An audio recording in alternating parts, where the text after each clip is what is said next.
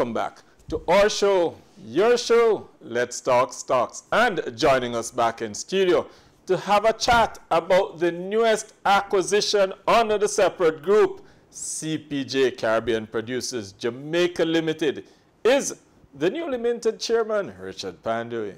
But that points to something significant, Richard, as we look at it, because we are talking about companies looking at growth and expansion.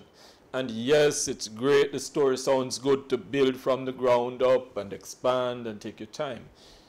But businesses have a way of using acquisitions and mergers, and you've done that very well in this instance. Yeah, we have never been shy about saying that we will use acquisitions to further our ambition in a quicker way and to get the synergies. Because what do you get from acquisition? Not just you get the relationships, which is critical, but you get the people. You get management talent, because that's something that's a deficit in our region, right? So getting good people into your space is also a big part of what you look for. I mean, if you look at the Bryden situation, the board appointed, the CPJ, newly appointed, board appointed the CEO from the Bryden's group to come into CPJ. He landed there on Friday. He's in the business today. And so it also creates you create an ecosystem where we're not global company where people can move between countries, move into positions. So you enter into one space, but there are possibilities. So you create an excitement for people to want to join your organization. Again, and I'm going to keep emphasizing people, because it should be a strength of ours. And a lot of times people go out there and speak about, people are our best resource or whatever, but they don't live it. They don't live it. And then you go in the company, people don't feel it, right? So yeah, this gap between what the management saying, the leadership saying, and what they're going on the ground. We're trying to live that reality. People are feeling. We want to live that reality, and I mean, it's we're going to continue to look for acquisition opportunities. We're not shy about saying that we're going to create value in excess of just addition. It has to be value accretive in a very significant way for our shareholders, for the stakeholders, and for the businesses. That's important. That value accretive that you speak of, because we've seen it with Jamaican companies in the past. Lascelles, when Lascelles was bought out, we saw the value price shoot up. We saw it when Western Union reinvested back into Grace Kennedy. You saw the real value coming out. Are we seeing a new dispensation where people are really taking a look, not just at the broader thing and say, yeah, this is a good company, they do, but people are really looking down in the books, the value, the possibilities going forward? Well, I hope so. Coming out of the separate AGM today, I mean, it's a number of the shareholders, but in my mind, a big turnout, biggest I've seen in the 10 years.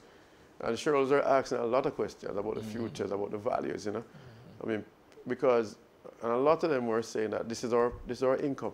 Yes. This is our income, Dividends. So and they're very clear about that expectation. So I think, but we also have to educate people. And, this is why this program is here. This is why I think there's a level of sophistication in the Jamaica financial market. That is better than the rest of the region. I think that there's so much opportunity for people to get educated about their investment. Because you can't really earn your way to financial freedom, right? No. I mean, when I say earn your way, but I mean taking a salary. Very few people not just being salary. Yeah, very few people can do that, and that's for the very, very small minority. You're going to have to find a way to make investment or create something or whatever. I think that in Jamaica workplace environment, we didn't do a good job over many years, is that people were just on salary. People weren't educated on how to make the investments. I remember when Seprod issued some shares, and we offered to employees, right, the ability to buy shares. So we're funding them to buy the shares. Yes. And you have to be careful, right? Okay, you can't tell people to buy shares because that's an investment decision. But I was just blown away by some of the narrative where people felt they were being tricked or, and I kept saying the shares are being offered at like $22.50 at the time. And it was trading at like $30, but we're offering at $22.50. It's almost a no-brainer. You're already profitable. And you sit there and you couldn't, you just didn't know what to say, right? And I mean, because the narrative was so some of it was so anti, you know, it has to be a trick, and because people weren't educated about it. Those shares today are over $80, dividends paid every year. And so, but our people would have fought for a 5% or 8% salary increase, but missed something like hundreds of percentages of. So I just think that, you know, I'm seeing an improvement in people being educated about it. People like myself took a long time to, you know, you grow up knowing that you work hard and you get a good job and you earn your salary.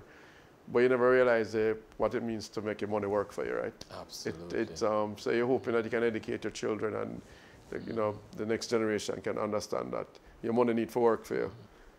Yeah, it's exciting times in Jamaica, though, as you talk about that change and what we're seeing with the capital markets and the way you have used it.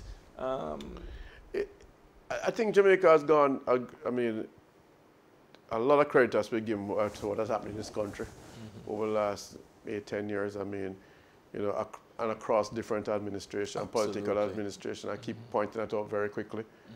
But we have shown a level of where I think we have matured in a very significant way. I wish the financial maturity will then go into other things like the Ministry of Education and security, national security, because if it's done right there, as it has been done in finance, I can't see why it's not replicable in other places. And you know, it can be. It can be. So I just think that is a disappointment, because we have had success that the world has recognized. We're the poster boy for the IMF and etc. poster country. And I think I'd like us to be the poster country for national security. I'd like us to be the poster country for education. Because we talk about money wealth, but we also need a big part of our wealth is our people. Absolutely. And in the education aspect and those things, health. I mean, I'm very passionate about my country that way, you know. And it's interesting, as an aside, because many Jamaicans go abroad and they earn and they send back. And so it just happened per chance. But if we were to properly invest in people so that when they go abroad, those remittances could be even higher valued jobs. Yeah, but I think, so, you know, we quarrel a lot about, you know, the migration discussion, right? And I'm just saying we should, I don't understand what we're worried about if people leave the country, right? I can understand that you have a deficit in our nurses and teachers. I understand that. But let's accept that we're a migratory population. That's the nature of our people. Then why don't we make that a part of our economy? And I mean, let's educate our people and generate so much of us that they can leave and we still have good ones behind to, you know, it's, we just need to accept that 70% of our people, of our qualified people are going to leave. And there's a reason why they're leaving. They're leaving because of education for their children, because of security issues. Not only earning alone, that's only part of it. But let's accept that. And the remittance will come back. At a certain stage in life, they will come back. They will come back. They're the ones, I assume, buying a lot of the real estate. And based on what we've been seeing, a lot of those prices, there's no way. Who else could be buying it? I mean, so we all want to believe it is the diaspora buying it, right? Because they reach a certain stage in life, especially since COVID.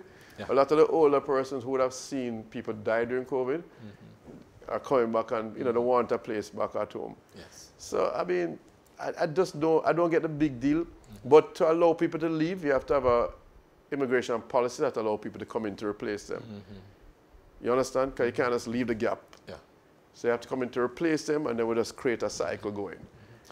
Let's look back at CPJ, though. So now, under the wings, what you going to do with this one, and what's the way forward?